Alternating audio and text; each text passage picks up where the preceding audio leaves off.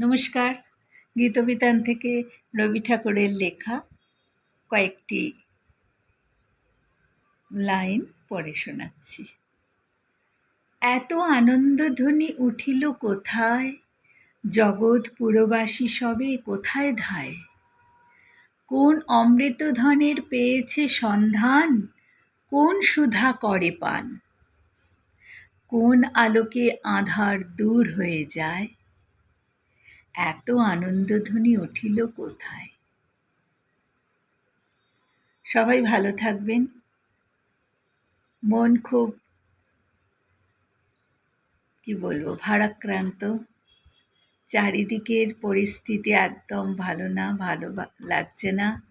তবু কয়েকটি গীতবিতান থেকে কয়েকটি রবি ঠাকুরকে নিয়েই তো আমাদের সব কিছু, তাই কয়েকটি লাইন পড়লাম।